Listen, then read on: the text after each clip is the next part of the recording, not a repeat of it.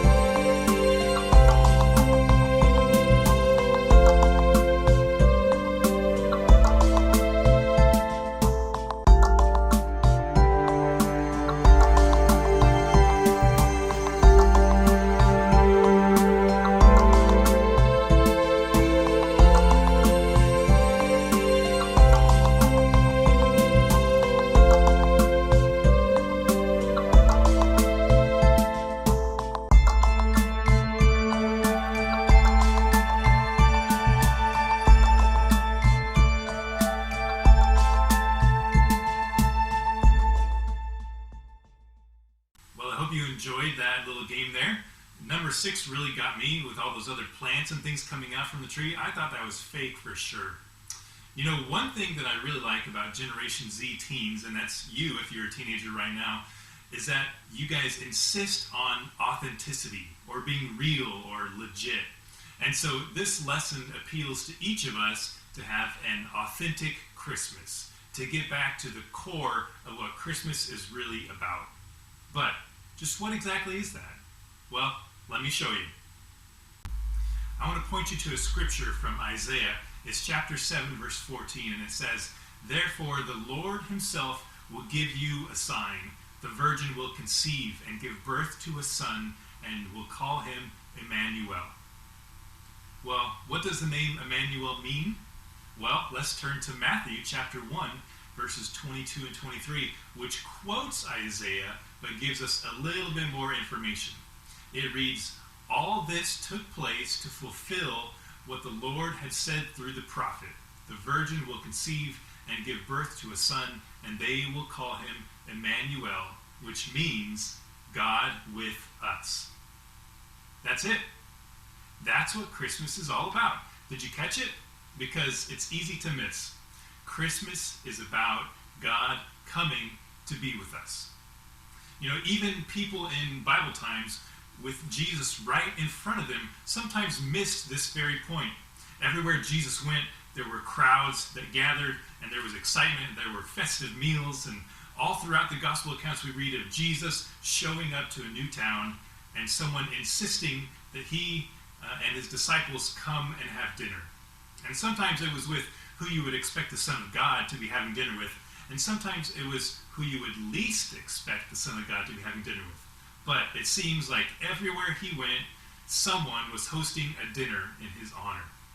Luke chapter 10 records the account of one of those meals at the home of Mary and Martha, and as always, when Jesus arrived, there was a lot of stuff to be done.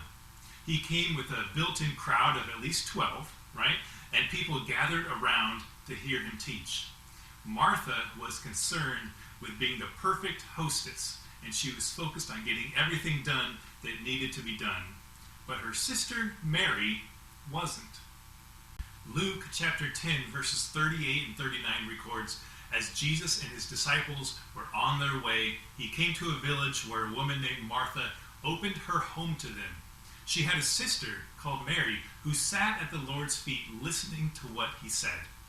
Instead of giving into the pressures to host and entertain and accomplish, Mary sat at Jesus' feet. She spent time with Jesus and listened to him talk about why, in fact, he had come. And all throughout the Gospel of Luke, the idea of listening is tied to the idea of discipleship. Many heard what Jesus said, but few actually listened and obeyed. And so Luke went out of his way to convey to his readers what Mary was doing at Jesus' feet. She was listening. She was listening to follow him more closely. And this passage is sandwiched right between the parable of the Good Samaritan and Jesus' teaching of the Lord's Prayer. So maybe Mary was listening to Jesus teach about what it truly meant to love your neighbor as yourself. Perhaps she was listening to him explain everyone's need to commune with the Father through prayer. But whatever it was that she was hearing, she was actively listening in order to follow Jesus more closely. And meanwhile, Martha was not sitting at Jesus' feet listening. She was trying to be the perfect hostess, and there were a lot of mouths to feed and sleeping arrangements that needed to be made. I can't even imagine the amount of work that hosting Jesus must have required.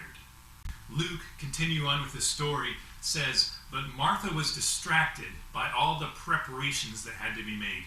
She came to him and asked, 'Lord, don't you care that my sister has left me to do the work by myself? Tell her to help me.'" I love the little emphasis that Luke makes. Martha was distracted. Martha was so frustrated that her sister had left her to do all the work that she actually interrupted Jesus' teaching to ask him to intervene. Martha had missed the point. She got so distracted by all the activity and busyness surrounding Jesus' arrival that she actually thought the activity was more important than spending time with the one of all the activity was surrounding. She wasn't willfully ignoring him. She wasn't being rude or discourteous. She wasn't disobeying any commandments. She was simply distracted. And she forgot what it was that she should be focusing on. We are so guilty of this today, aren't we?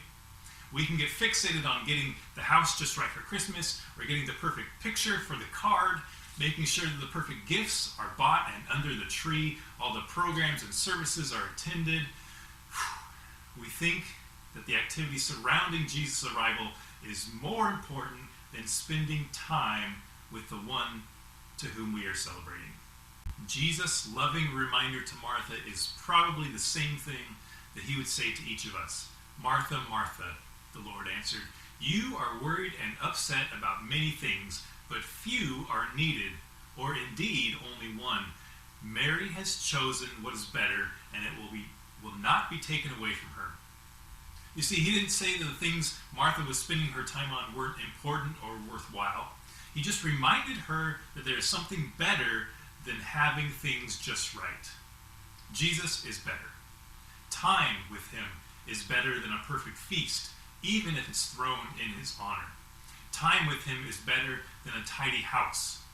Time with him is better than anything else you could think of, because he is the one for whom everything was made, including you and I.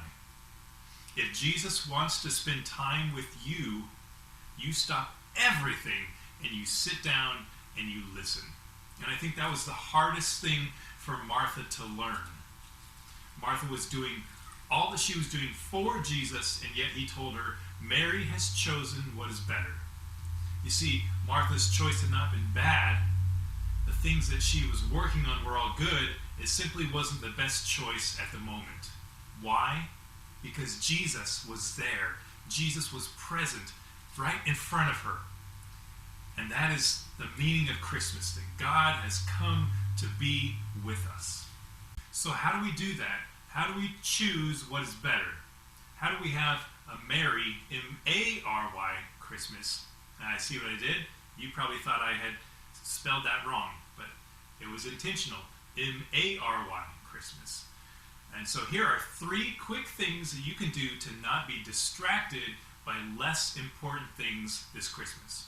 So number 1, Eliminate things that distract you from being with Jesus. For instance, you may not need to post a million elf on the shelf pictures on your Instagram. Or you may not have to watch every single Christmas special that comes on TV. These things, they could be good, but are they necessary? Or are they as or more important than spending time with Jesus?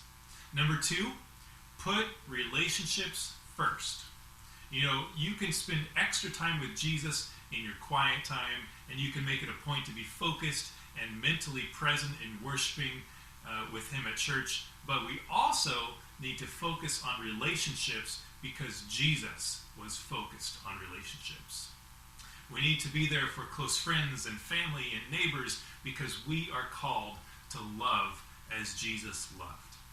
And number 3, look for spiritual significance in every activity. Eventually, the house still needs to be cleaned. The tasks still need to get done. But instead of treating those things like chores, treat them like you are preparing to celebrate Jesus' arrival. You know, when you put up Christmas lights, remember that Jesus is the light of the world. Or when you hang the star up on the tree, or an angel if you want, remember the wise men following the star to Jesus, or the angels singing above the shepherds that night he was born. Or when you give gifts, remember the wise men who gave so lovingly of their own possessions to Jesus and his family. This Christmas, we will be tempted to focus our time and attention on all the activities surrounding the arrival of Christ. And there's nothing inherently wrong with shopping and dinners and school programs and parties. And there's certainly nothing wrong with all our special services at church. But we have the opportunity to, like Mary, choose something better. We have the opportunity to spend time with the one whose arrival we are celebrating. We have the opportunity to be with Jesus. And that should be enough to fill our hearts this season and always. And so this year, let's make it a point to have a Merry Christmas.